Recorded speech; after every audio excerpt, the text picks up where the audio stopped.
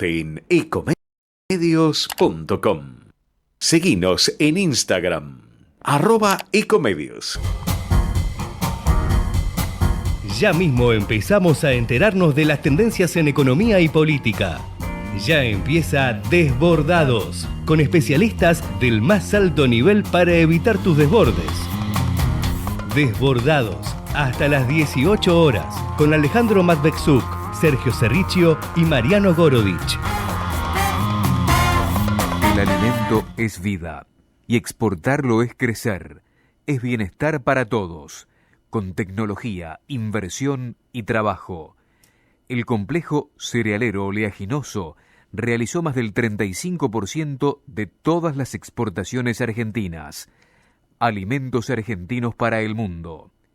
Cámara de la Industria Aceitera de la República Argentina y Centro de Exportadores de Cereales. Naturgy te recuerda que alterar las instalaciones de gas de la distribuidora o un medidor de gas representa un potencial alto riesgo para la seguridad de las personas y para sus bienes materiales, además de constituir un delito. Por ello, las instalaciones de gas solo pueden ser manipuladas por personal autorizado por la compañía. Si sos testigo o tenés conocimiento de estas irregularidades, te pedimos que hagas la denuncia. Si preferís en forma anónima al 0810-333-6862 o por mail a denuncias@naturgy.com.ar. Cuidémonos entre todos. Hola, buenas tardes. Aquí estamos en otra emisión de Desbordados. No nos acompaña hoy Alejandro. Alejandro estuvo de vacaciones un par de semanas. Al regreso tuvo algunos inconvenientes de salud. Esperamos que se recupere y esté pronto de vuelta cuanto antes pueda con nosotros. Desde acá le mandamos un saludo y los mejores deseos de recuperación, como también se lo deseaban nuestros colegas de Precisiones antes en el programa de las 16 a las 17 horas. Bueno, tenemos otra semana que, como el lunes pasado, una jornada gris con agua, con lluvia, no en este momento. Dicen que el servicio meteorológico, el pronóstico del servicio meteorológico es que esto va a seguir en alguna medida mañana. La última lectura para la ciudad de Buenos Aires es 19 grados 8 décimas de temperatura, con una humedad del 86%, presión 1006,9 hectopascales, un viento del noreste a 3 kilómetros, visibilidad 10 kilómetros. Y como decía, los pronósticos para los próximos días, mínima de 17 y máxima de 21 grados para el día de mañana, para la jornada de mañana. Mucha expectativa hoy por la cadena nacional que será a las 21 horas del presidente Javier Milei. En principio ya está grabado, se estaba grabando hace unas horas con el equipo económico. El eje de ese discurso, de ese mensaje, sería la marcha de la economía, el balance parcial de los poco más de 4 meses que lleva, 4 meses y medio de gobierno que lleva la gestión, la actual gestión, encabezada por el presidente Javier Milei. Los mercados han tenido hoy, ha salido en cierta forma de festejo por la expectativa en torno del mensaje presidencial, porque hay una fuerte suba de bonos y acciones, también subió levemente el dólar. De este tema y de algunas medidas nuevas, como es una nueva emisión del BOPREAL, que es un bono que se está emitiendo para absorber pesos, básicamente un bono en dólares, con que el gobierno busca absorber pesos, seguir la absorción de pesos de la economía, porque hay que recordar, cada vez que el Banco Central compra dólares, se está emitiendo pesos, porque esos pesos tienen que salir, esos dólares no se los regalan, se los compra el Banco Central a los exportadores, básicamente, a cambio, y le entrega pesos. Esos pesos los tiene que emitir, o los tiene que sacar o del superávit o los tiene que emitir. Para absorber los pesos todavía le está costando, digamos, si bien la base monetaria ha estado prácticamente clavada, ha estado prácticamente congelada desde el inicio del gobierno, hay toda una deuda del Banco Central en lo que se llama pasivos remunerados que sigue metiendo presión en la forma de intereses de lo que ahora son los pases, antes eran las LELIQs, Y por lo tanto, el panorama monetario con que el gobierno pretende detener la inflación, estas tres anclas de las que habla el gobierno, el ancla fiscal, que es el superávit fiscal, el ancla monetaria, que es esto que estamos hablando, no emisión, y el ancla cambiaria, que es esta pauta del 2% mensual de aumento del dólar, después de una fortísima devaluación en diciembre, que es lo que con las tres anclas, digamos, con que el gobierno pretende que la inflación siga descendiendo. A esta altura, sin embargo, uno de los problemas que se presenta, y lo cuestionan cada vez muchos economistas, es que tal vez ya no alcance con que la tasa de inflación descienda, sino que como la Argentina se encareció tanto en dólares, incluso deberían bajar algunos precios, debería bajar incluso el nivel general de precios, y eso es un objetivo ya mucho más ambicioso, no sé si lo tiene el gobierno siquiera, mucho más difícil de lograr. Bueno, esto era es uno de los temas de hoy. Vamos a hablar en todo caso de este tema de la nueva emisión de Bopreal por parte del Banco Central en una conversación más adelante con nuestro columnista en temas bancarios, financieros, Mariano Gorodich, periodista del Cronista Comercial.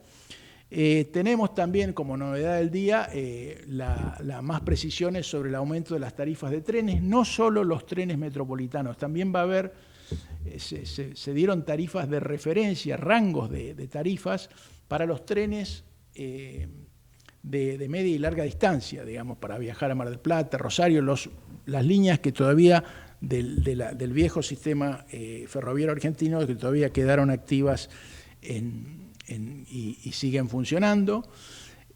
Otro tema de la semana más que del día, pero bueno, hay mucha expectativa en torno de eso y el gobierno ha hecho una propuesta que hasta ahora ha sido considerada no solo corta, sino muy corta, tiene que ver con la marcha, lo que llaman marcha en defensa de la educación pública, es una marcha universitaria con epicentro en la UBA, que es la más grande de las 57 universidades nacionales. 57 universidades nacionales a las que concurren, no sé si regularmente, pero tienen registrados 2 millones de estudiantes. El sector universitario es un sector potente, políticamente potente, no solo ahora, en la historia argentina. Recordemos la reforma universitaria de 1918.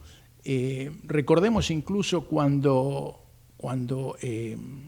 Ricardo López Murphy, allá por marzo del 2021, intentó un paquete de estabilización para impedir lo que 9 meses después fue el fin de la convertibilidad. Él intentó defender el 1-1 con un ajuste fiscal que incluía una serie de recortes de fondos universitarios con el arancelamiento, digamos, alguna forma de economía de recursos, que derivó incluso en la renuncia de algunos ministros. Por ejemplo, en ese momento el ministro Federico Storani, el entonces ministro Federico Storani, renunció en desacuerdo con esa medida, y ese fue uno de los puntos, uno de los aspectos que provocó la renuncia, la eyección de López Murphy como ministro de Economía, y en su reemplazo el entonces presidente Fernando de la Rúa puso a Domingo Cavallo. Bueno, la historia terminó 9 meses después con el derrumbe final de la convertibilidad. Todo esto para decir que el sector universitario es un sector políticamente potente y es una resistencia muy activa, digamos. Entonces, lo que está sucediendo acá es importante porque significa, más allá de la cuestión particular de las universidades, significa, o yo lo interpreto de ese modo al menos, como que se está terminando la etapa del ajuste, lo que llamo el ajuste a lo bruto, del gasto público y del ajuste fiscal a lo bruto. El gobierno, si quiere si quiere consolidar este déficit fiscal cero, este superávit fiscal incluso, que va a anunciar esta noche, que va obviamente a celebrar el presidente en su mensaje, va a ser cada vez más difícil de mantener con el sistema actual. Muchos dicen que este ajuste fiscal es insostenible si no se lo mejora en términos de su calidad. Pero bueno, este es un tema que tiene que ver con con la marcha universitaria de mañana. El gobierno ha ofrecido a la universidad, en marzo le dio un ajuste del 70% de recursos, ahora para mayo promedió otro 70% y también le ofreció, lo anunció unilateralmente, una partida de 14.400 millones de pesos para los hospitales universitarios, para los hospitales. Sin embargo, y esto tiene que ver con lo que estoy comentando, este aumento del 140% de los recursos respecto a la situación anterior fue rechazada por el Consejo Interuniversitario Nacional, un poco se me lengua la traba en esto, y esto es lo importante, y estoy leyendo acá unas declaraciones de Víctor Morínigo, que es rector de la Universidad Nacional de San Luis, una de las 57 universidades nacionales, y presidente del Consejo Interuniversitario Nacional. Anunciaron, y dijo textualmente, esto lo dijo el viernes, anunciaron un 140%, pero el reclamo es de una actualización del 280%, porque la inflación 2023 fue 211% y la de 2024 acumula, y esto es hasta marzo, 60%. Estamos a mitad de camino.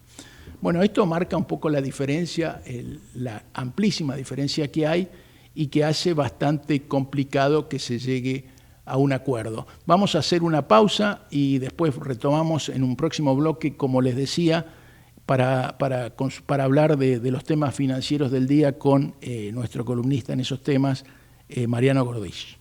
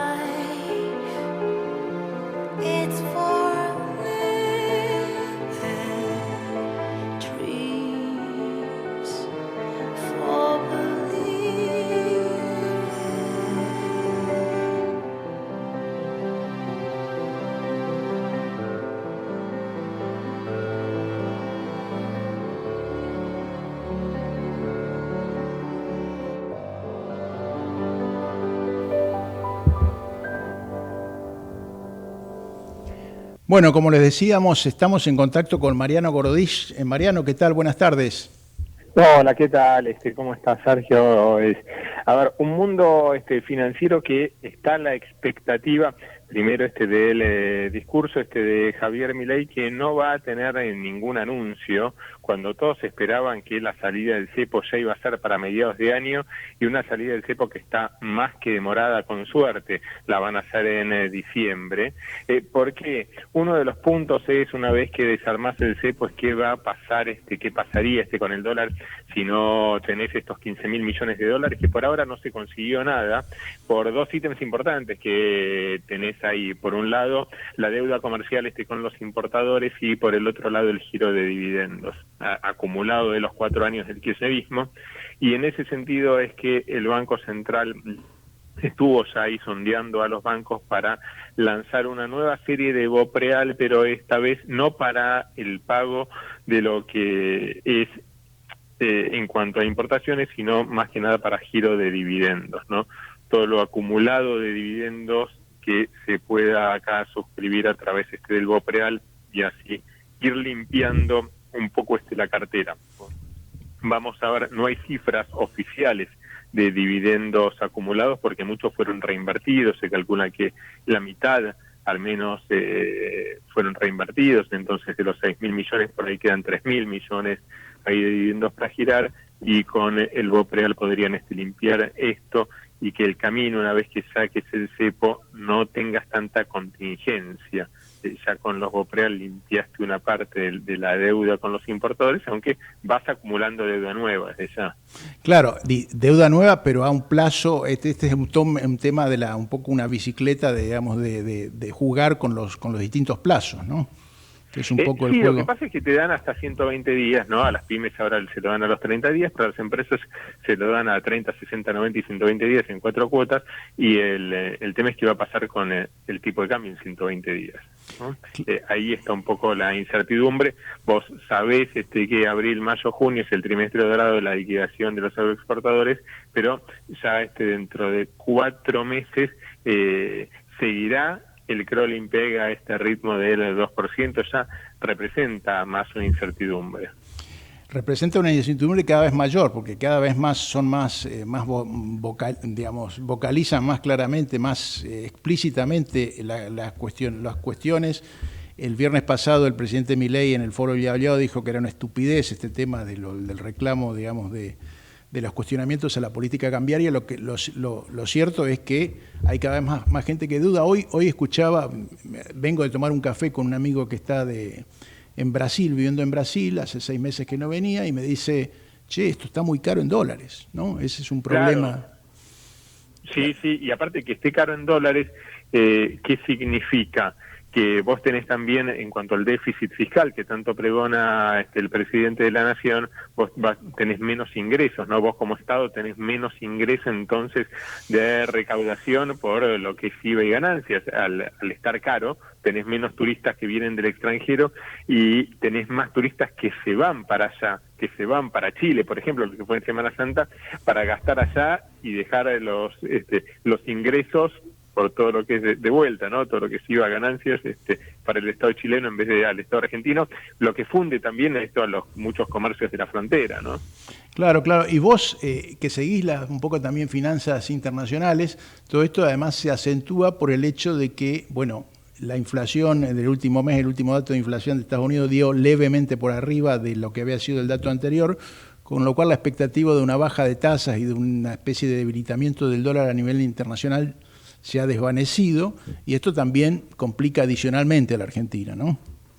Claro, porque si vos, primero, si querés tomar deuda, la deuda es más cara, aunque con el riesgo país de 1.200 puntos es imposible, ¿no? Salir a tomar deuda, pero se te encarece la deuda y inversores más conservadores dicen, bueno, listo, la Fed me paga bien, la inversión más conservadora del mundo me está pagando bien, tiene más incentivo hoy a subir la tasa que a bajarla con el dato de inflación.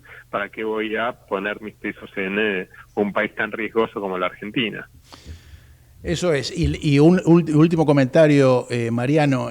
A su vez, este tema, yo estaba leyendo que en Brasil el real se ha devaluado respecto al dólar, lo cual es una complicación adicional para la Argentina, porque Brasil es el más importante socio comercial de la Argentina, con lo cual la Argentina está perdiendo competitividad porque los precios van mucho más rápido que el tipo de cambio, que el dólar, y a su vez los socios comerciales, los principales socios comerciales de Argentina, el número 1 Brasil, el segundo China, han devaluado sus monedas respecto del dólar.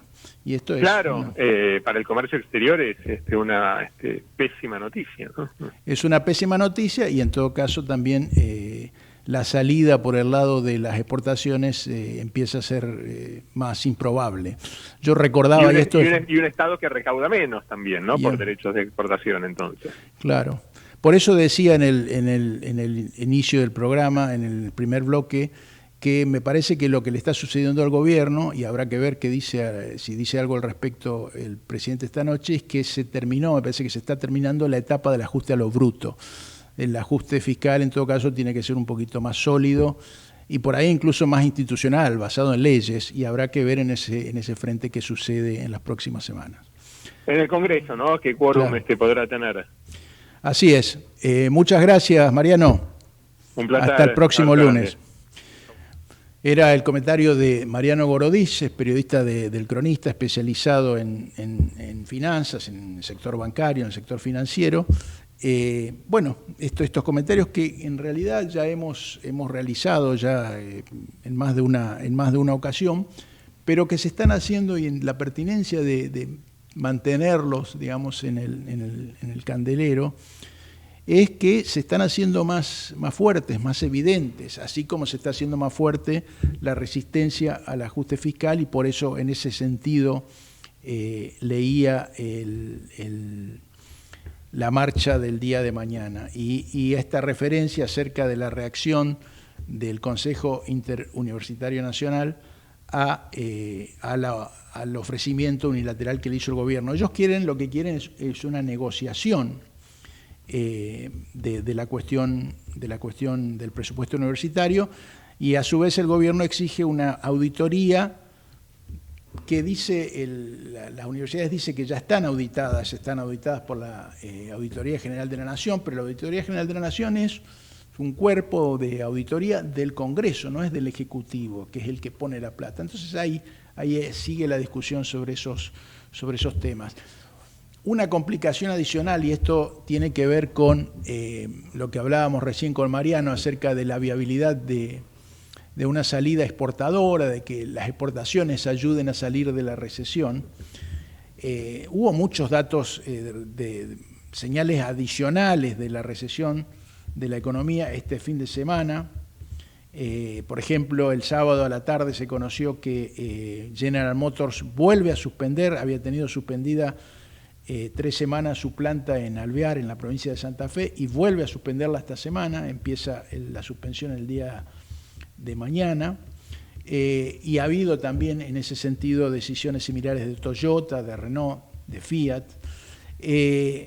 También se conoció el fin de semana el dato de producción industrial del sector PYME que elabora la Confederación Argentina de la Mediana Empresa, que dio una caída del 11,9%, el cuarto mes consecutivo de caída en marzo, 11,9%, y en el trimestre del 19,1%, en el acumulado del primer trimestre. Es una flor de caída.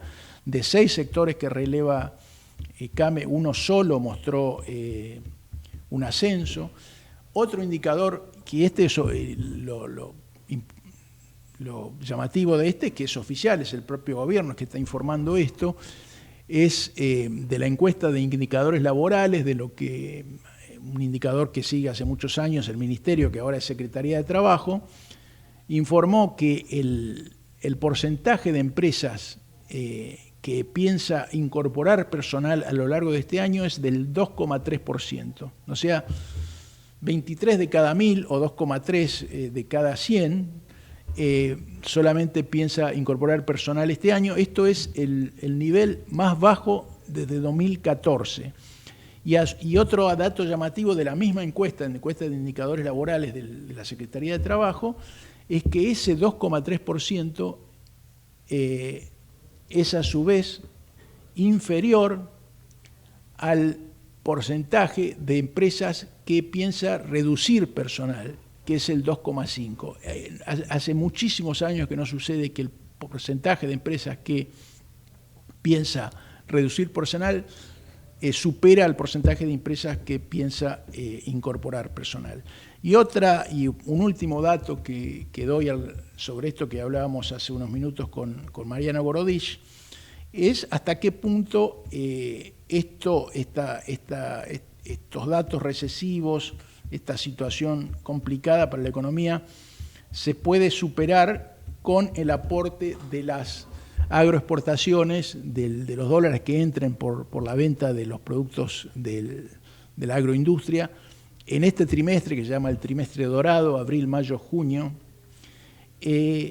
esas esperanzas obviamente tienen su base real, su base histórica, incluso porque es cierto que en este trimestre es donde se concentra la mayoría, el 40%, digamos, de las exportaciones, de las agroexportaciones, pero el viernes por primera vez salió una estimación. Esas estimaciones se han ido reduciendo acerca de cuántos miles de millones de dólares iba a aportar el campo este año. Habían arrancado en 40.000 millones de dólares aproximadamente, y la estimación que dio el viernes la Bolsa de Comercio de Rosario, que es una de las entidades que mejor sigue estos temas, un equipo de análisis económicos, de información, encabezado por Julio Calzada.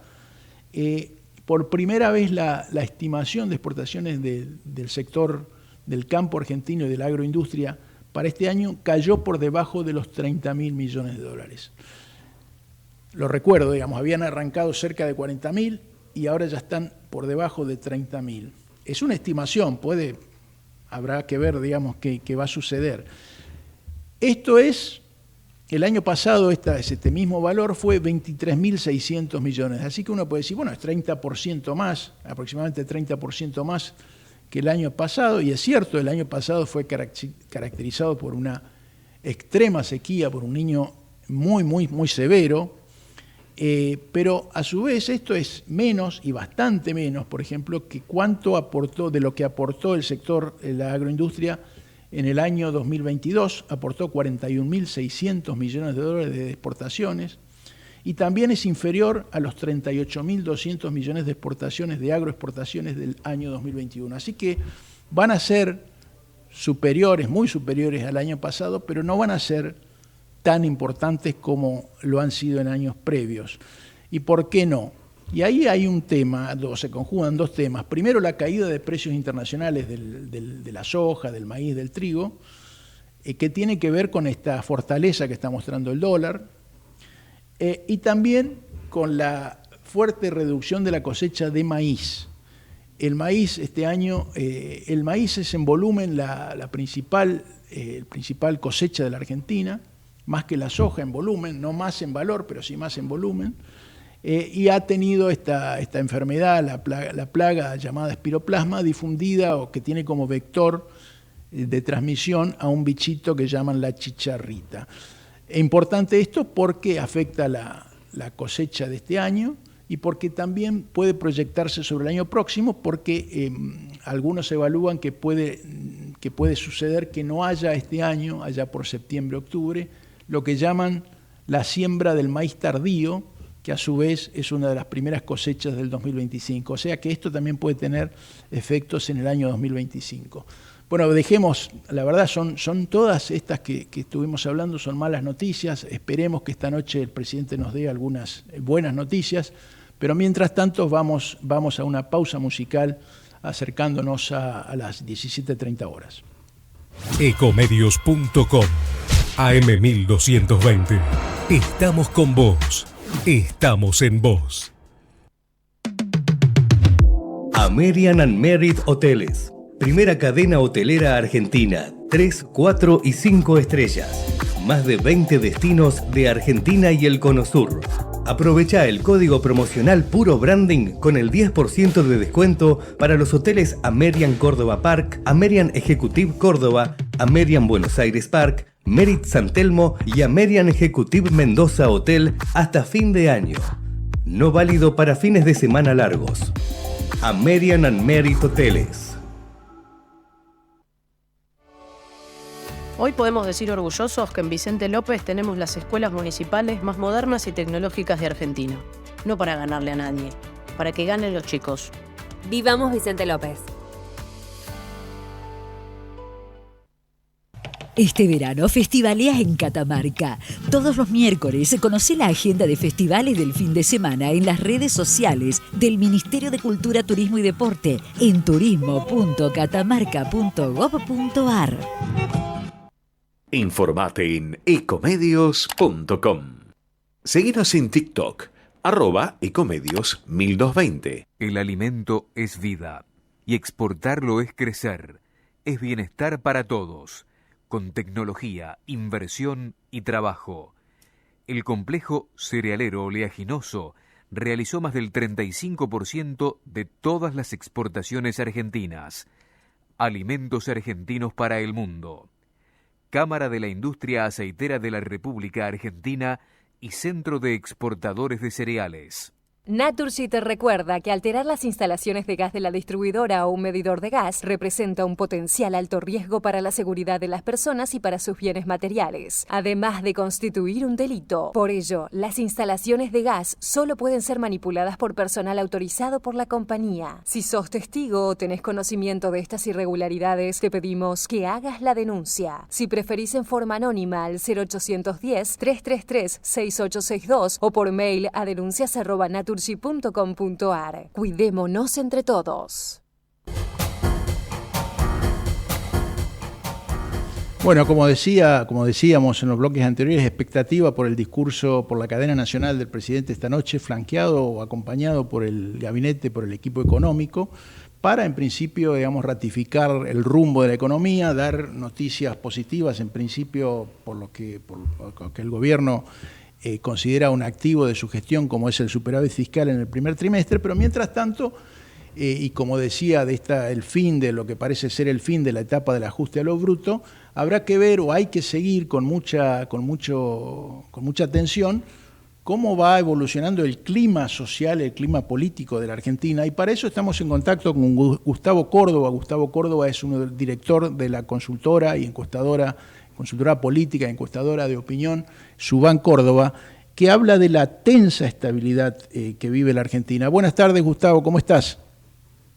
¿Qué tal? Placer, ¿cómo estamos? Muy buenas tardes. Muy bien. Gustavo, ¿cuáles son las, habían hecho ustedes, difundido una primera encuesta acerca de la tensa estabilidad en la Argentina? ¿Cuáles son las características o las evidencias de esta tensión? Primero, hay varios datos que tienen que ver con el contexto. El gobierno de Javier Milei y la praxis política de Milei ha tomado muchos componentes de un clima de opinión, de un clima de época antiestatal, así como Néstor Kirchner en el 2001-2002 tomó mucho del clima antimercado, anti-Menem, anti-indulto que había y lo transformó en praxis política. Hoy lo ha transformado Milei en un ejercicio del poder basado en una impronta de comunicación digital brutalista, ¿no? Al estilo como lo denominó Mario Riorda, y con todo el impacto de esa palabra, ¿no? Es brutal para quien no comparte o para quien tiene alguna disidencia con la opinión del gobierno o del presidente. Creo que hay puntos que hay que analizar. Este gobierno tiene una pelea contra el tiempo, desesperada, porque necesitan mostrar impactos en la microeconomía, en la recuperación del poder adquisitivo que todavía no se han dado y distan mucho de poder darse, porque a la par de este festejo entre comillas macroeconómico, la vida no es solamente lo macro, ¿no? Y tenemos que entender que en la Argentina la tensión social y este estilo tan peculiar del presidente de apelar a la grieta de una manera extraordinaria como ningún otro gobierno quizás, o emparentando a lo mejor algún otro gobierno, ha generado una disputa y una tensión prácticamente en todos los temas que medís, y acá ya no importa qué encuestadora lo mida, se generan núcleos duros a favor y en contra. De hecho, uno de los hallazgos más pertinentes de los últimos tiempos fue que los tercios que habían definido de alguna manera la política argentina hasta el año pasado, hoy ya no existen más, hay nuevos agrupamientos. Por un lado está el eje Milei y aliados, y enfrente el eje de el antimileísmo, que tiene como característica principal la heterogeneidad, la fragmentación, la ausencia de liderazgo. Es decir, es un grupo todavía en conformación, ¿no? Y claro, esto genera una sensación de vacío, porque pareciera que el gobierno avanza solo, pareciera que el gobierno tiene licencia para hacer todas las cosas que hace, todas las cosas que dice, a pesar de que ha cruzado fronteras, te diría, formales e informales democráticas que no deberían cruzarse.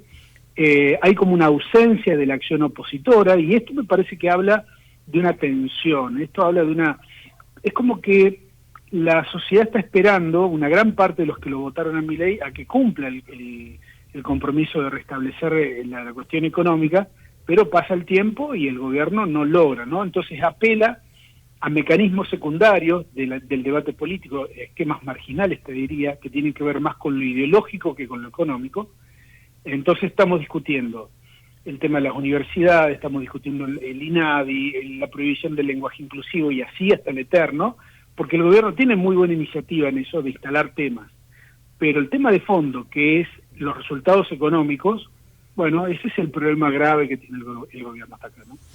Gustavo, vos hiciste, además de esta caracterización que no recordaba, sí, recordaba el brutalismo, digamos, a partir de una definición en un artículo de Mario Riorda, y recuerdo que esa primera encuesta la habías ilustrado con casos de arquitectura brutalista, digamos, Pero además en este fin de semana, o por lo menos yo lo vi el fin de semana, un bonus track que tiene que ver con los límites que otros poderes, que otras instituciones le pueden poner, digamos, ahí la dinámica institucional acerca de este estilo. ¿Cuáles son los límites? ¿Quiénes pueden ser los límites a ese poder y a la forma de poder que ejerce Milei? Y eso me parece que es muy interesante y querría que nos enfoquemos en eso. A mí me llama la atención, por ejemplo, que en una parte sobre confianza en las instituciones aparece primero la oposición, pero a su vez hay una crítica de la política y muy o bastante por debajo de la oposición aparece el Congreso. Entonces, ¿dónde está la oposición? La oposición con poder, digamos, de negociación concreta o con poder de fijar límites. Y me interesaría que nos expongas, Gustavo, esa dinámica institucional que detectaste en este bonus track. Mira, básicamente queríamos hacer un comparativo en términos de algunas instituciones o organizaciones o organismos políticos de la Argentina, de el nivel de confianza o desconfianza que generan y al mismo tiempo el rol de ponerle límites, si tenían la capacidad, en la percepción de los que respondían la encuesta, de ponerle límites a Milei o no. Y la verdad que nos llevamos una sorpresa importante, porque, a ver, de algún modo partimos de la base de un nivel de desconfianza alto. Siempre que medimos esa pregunta nos da la mayoría de las instituciones, por no decir la totalidad, con niveles de desconfianza superiores al 60%, ¿no? Quizás lo único que se salva es por ahí las universidades públicas, la Iglesia Católica y en algún sentido las Fuerzas Armadas para cuando hablamos de defensa, ¿no? El resto de las instituciones argentinas por lo general siempre tienen un nivel de desconfianza muy grande. Pero cuando enfocamos al tema de los límites, hay un disparador y una diferencia además con los resultados de la desconfianza notable. ¿Qué notamos nosotros? Que más allá de que es lógico que la gente perciba que la oposición, el Congreso, la Corte Suprema, los sindicatos sean las organizaciones ideales para poner límite a un gobierno, lo que hemos notado es la ausencia, ¿no?, del ejercicio del rol de oposición. Porque ahí está, digamos, la primer mirada de desconfianza a un vacío que hoy no hay nadie que defienda, digamos, a los que están sufriendo las políticas económicas del gobierno. Mirá este dato. El 90% de los que nosotros entrevistamos nos dicen que desde que Milei es presidente están peor en su economía personal. Sin embargo, hay un 45% que nos dijo que el esfuerzo que están haciendo ahora vale la pena, ¿no? Que es como una especie de decir, le damos un cheque en blanco a Milei por una X cantidad de tiempo. La clave... Esa X es clave, ¿no? Esa X es... Y bueno, ahí está el punto. Nosotros hicimos esta pregunta. ¿Cuál es lo imperativo para el gobierno de Milei? ¿Seguir bajando la inflación o recuperar ingresos y salarios? Y ahí nos dio un empate en 50 puntos. Eso, pero a ver, no es 50 puntos atenuado de una parte que dice muy de acuerdo y otra de acuerdo. No, 50 que está muy de acuerdo y 50 que está muy en desacuerdo. Entonces, ¿qué notamos? Que ahí está el punto de tensión máximo. Porque ahí está reflejada, creo yo, la tensión de la Argentina para los próximos meses, porque si la encuesta la hubiéramos hecho, esta pregunta la hubiéramos hecho 2 meses atrás, hubiera dado 70% de inflación. Claro. Hoy dio empate. Posiblemente el mes que viene la expectativa por mejorar ingresos sea mucho mayor que la reducción de la inflación, porque tengo entendido, y vos disculparás, no soy economista, pero sí, la inflación puede bajar hasta cierto punto. Hay una inercia y hay un montón de factores que conspiran contra una baja así súbita inflacionaria, ¿no? En un contexto donde además la economía argentina está frenada, está con el freno a mano puesto. Es muy difícil para el gobierno encarar algo de expectativa política si no tiene una recuperación de los ingresos antes de las próximas elecciones. Entonces ahí está, creo yo, sintetizada la pelea de fondo, ¿no? Una cuestión de tiempo y esta tensión entre ingresos e inflación que, bueno, de alguna manera tiene que resolverse. Sí, y fíjate, respecto de eso, Gustavo, a mí me llamaba la atención, y me parece contradictorio, pero no es que la gente que responde a una encuesta tenga que tener un panorama amplísimo de las cosas y absolutamente consistente y coherente, que cuando preguntabas cuál es el principal punto a favor y cuál es el principal punto en contra, en punto a favor dice inflación, como que está a la baja, y el punto en contra, jubilados. Pero a su vez tiene mucho que ver con el ajuste que ha hecho sobre el sector de los jubilados, el ajuste fiscal con el que pretende bajar la inflación, que en alguna medida lo ha hecho, pero porque primero lo aumentó. Así que, digamos, ahí está un poco esta tensión de la que volvemos al punto de tensión, ¿no? Entre objetivos y aspiraciones.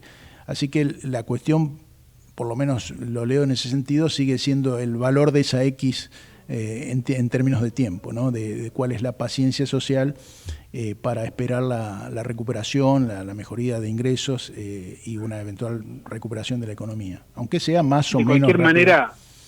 De cualquier manera, esa X, uno piensa siempre en términos de promedio, que una familia de clase media que votó a Milei, y yo no sé si tiene mucho margen más, ¿no? El año ya empezó, ya cambió de colegio los chicos, está cambiando rápidamente y aceleradamente hábitos de consumo, está reeducándose, porque digo, ante las facturas de electricidad y de las de gas que van a venir, más el encarecimiento en general, me parece que todos están viviendo una situación de ajuste significativo, ¿no?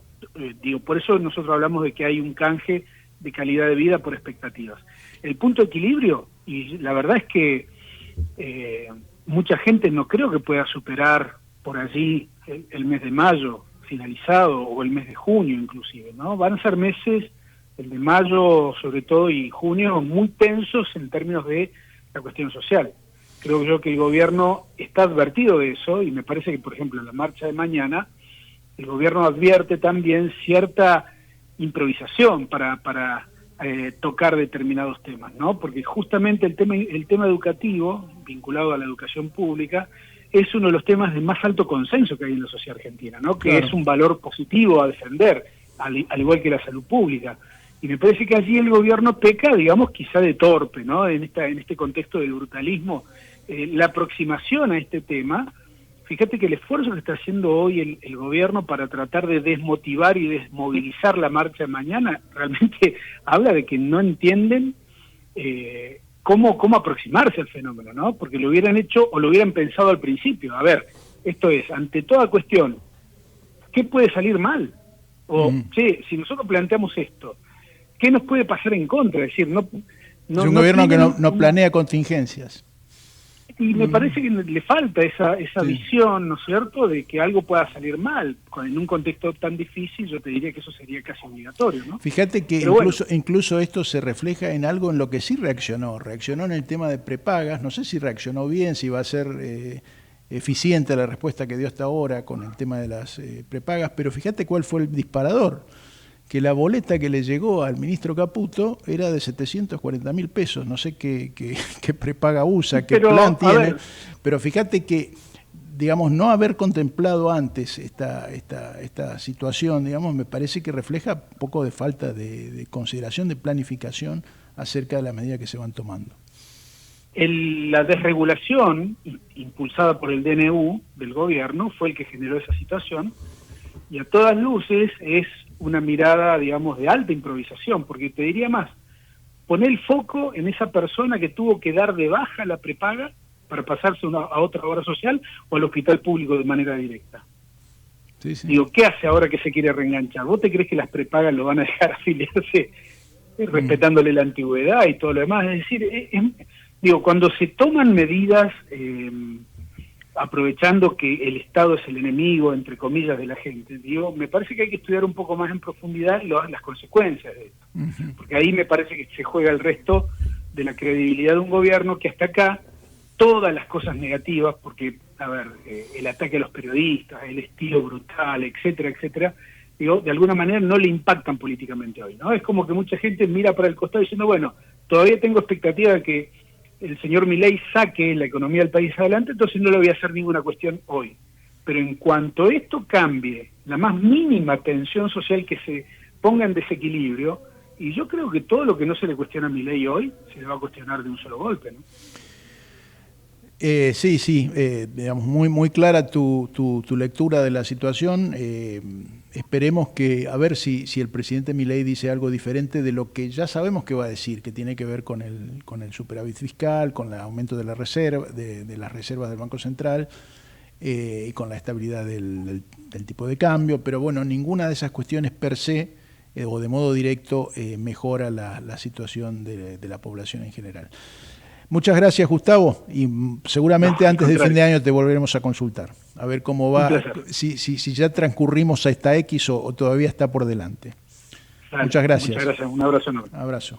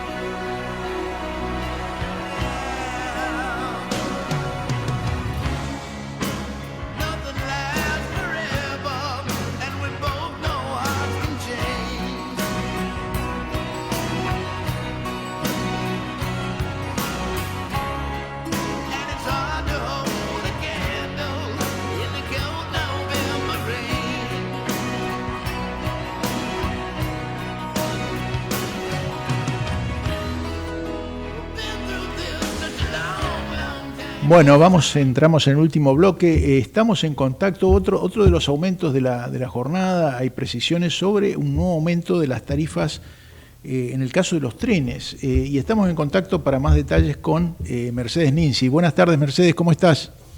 Hola, Sergio, acá rezando para que nuestro amigo Alejandro Mantesuk se recupere.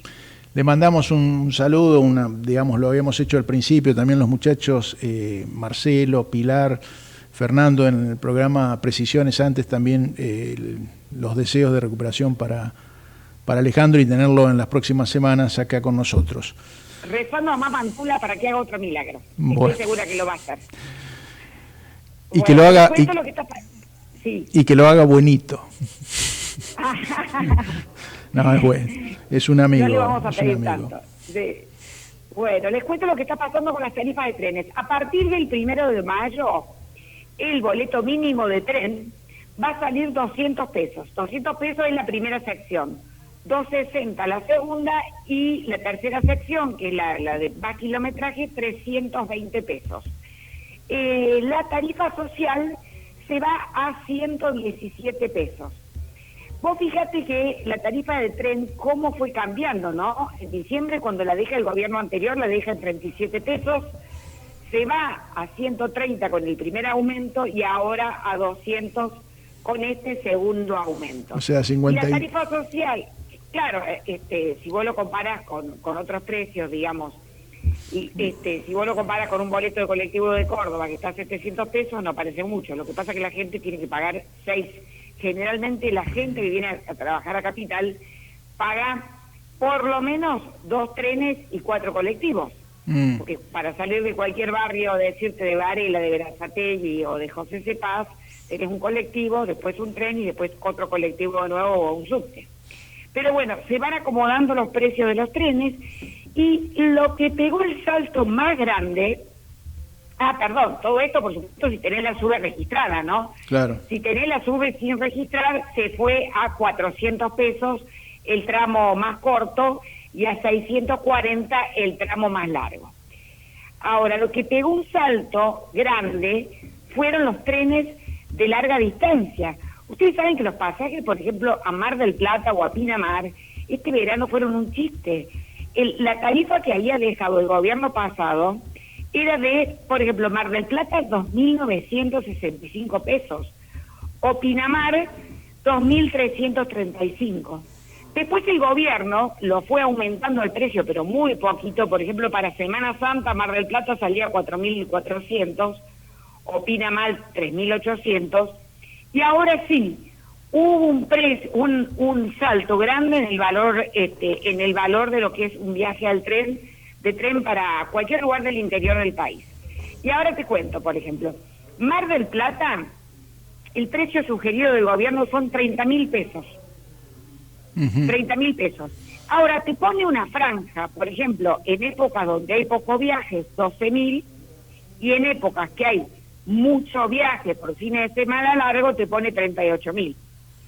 Pero te sugiere un precio promedio de 30.000. Entonces ahí sí ya empieza a competir con el colectivo.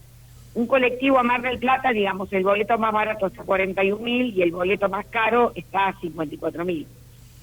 A 30.000, que es el precio sugerido del gobierno, claro, sigue siendo más barato el tren, pero ya empieza a aumentar.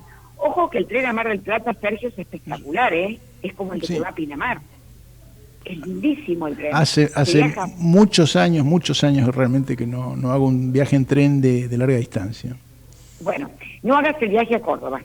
El viaje a Córdoba, no sabés lo que es el tren a Córdoba. Nada que ver con el tren que va a Pinamar o el que va a Mar del Plata. Primero te cuento lo que sale. El tren a Córdoba ahora aumentó a 19.600. Y te ponen una franja que autoriza a bajar el precio hasta 14.000 y a subirlo hasta 43.000. Pagar para un fin de semana largo 43.000. ¿Porque sabes lo que demora el tren? 18 horas. 18 horas a Córdoba. Bueno, ahí ya no es competitivo en absoluto en ese caso. No, nada, es para alguien que no tenga nada que hacer o alguien que tenga ganas de escribir un libro sobre el tren. ¿Vos sabés que, escúchame, hace 80 años el tren demoraba 12 horas de Retiro hasta la ciudad de Córdoba? Hace 80 años. Ahora demora 18. Sí. Es increíble. Bueno, vos sabés que mi mamá venía pupila a Buenos Aires y tomaba ese tren. Y se acuerda que hace 80 años ella lo tomaba y demoraba 12 horas. Y ahora 18 y si tenés suerte. Yo le pregunté, he averiguado varias veces, he hablado con maquinistas, ¿cuál es el problema? Ellos me dicen que el problema son las vías de Rosario a Córdoba. Porque las vías de Retiro a Rosario no están mal. Más o menos se fue arreglando. El problema es de Rosario a Córdoba. ¿Y cuál es el precio de Retiro a Rosario, Mercedes? De Retiro a Rosario va a salir a partir de ahora el precio sugerido 11.400 pesos. Ahora, el promedio, el gobierno te dice, lo pueden bajar cuando no viaje nadie a 9.300 y pueden subir hasta 28.000. Pero, por ejemplo, si vos te vas de colectivo a Rosario, te sale entre 15 y 20.000 pesos. Sí. Entonces, está más o menos claro. Hay que ver, lo que pasa es que hoy ahora los pasajes de colectivo están muy baratos. Por ejemplo, esta semana a Córdoba estuvo más caro porque estaba alrededor de 40.000 pesos por el partido de River Boca. Pero, por ejemplo, para esta semana están a 30.000. Ahora, en Semana Santa estuvo a 70. Viste que es muy variable de acuerdo a la estacionalidad. Igualmente los colectivos, los trenes siguen siendo mucho más baratos, pero ¿sabes qué pasa? Ya no van a tener ese precio simbólico, porque ¿qué hacía todo el mundo? Por ejemplo, había incluso sospechas en un momento, Mercedes lo mencionó esto a propósito del tema, había sospechas porque había, por ejemplo, gente que quería comprar esos pasajes y estaban agotados, pero después los trenes iban vacíos o semi vacíos. Bueno, y había sospechas de que las investigando. empresas de colectivos compraban esos pasajes. Mira, yo estuve investigando el tema y yo lo que vi fue esto. Muchos chicos jóvenes, chetísimos, qué sé yo, el 21 de noviembre, que fue el día que salían los pasajes a la venta, compraban pasajes a las dudas. Eran 2.300 pesos, era una birra. Claro. Y después no viajaban. Por eso, en Constitución, donde salen los trenes a Mar del Plata, por ejemplo, vos ibas y la gente, ¿sabés qué hacía la humilde? Le decían en la ventanilla, vengan por las dudas el mismo día, porque muchos chicos no se presentan y a lo mejor pueden viajar ustedes. Claro, sí, sí. Y entonces ahí comprabas el pasaje en ventanilla. Entonces, mucha gente especulaba comprando el pasaje y después por ahí no viajaban. Entonces, no lo tengo tan confirmado el tema de las empresas de colectivo, que fue un rumor en una época. Sí, fue un rumor, yo recuerdo ese rumor nunca confirmado, digamos, y además las empresas claramente lo negaban, ¿no? Yo fui 3 o 4 veces y me instalé ahí donde se ven pasajes y siempre vi lo mismo, que inclusive yo misma, bueno, no iba a viajar en tren a Mar del Plata, no voy casi a la costa, voy a Córdoba, pero en la boletería yo pregunté, ¿hay pasajes para ir a Mar del Plata? Y me dicen, quédate un rato, que a lo mejor si no se presenta la gente podés viajar y lo comprás acá en ventanilla. Ahora, con un pasaje a Mar del Plata, con un precio sugerido de 30.000 pesos, ya nadie va a especular. No, claramente no. De todos modos, o sea, sigue siendo más barato, pero ya empieza a ser, digamos, no es una ventaja para viajar. No es una ventaja clara, porque tiene sus desventajas claras en el caso que vos me mencionabas, por ejemplo, de Córdoba, esas 18 horas, y habrá que ver en otros destinos, cada uno evaluará. Pero bueno, de hecho los trenes argentinos es uno de los sectores. Cuando uno mira los informes, por ejemplo, que hace UBA CONICET, que ahora saca mensualmente el informe de tarifas de subsidio, y siempre Trenes Argentinos aparece como un ítem bastante importante. Muchas gracias, Mercedes. Estamos llegando a las 18 horas, así que hablamos nuevamente el próximo lunes. Bueno, y les cuento una cosita más. Sí. El miércoles 26 a las 13 horas es la reunión por el tema de los colectivos. Y ojo, porque los empresarios están pidiendo aumento del boleto. Vamos a ver qué pasa, si aumentan o no los boletos a partir del 1 de mayo, como lo están pidiendo los empresarios de colectivos. Y además ahí está este tema del jueves, del paro con que viene anunciando la UTA, ¿no? Que tiene que ver con los colectivos. Esto del jueves. Muchas gracias, Mercedes. Hasta la próxima semana. Grande, beso grande. Chao. Y como le decíamos a la propia Mercedes, estamos a las 18 horas, dejamos el paso a la programación de Ecomedios y nos encontramos el próximo lunes en Desbordados.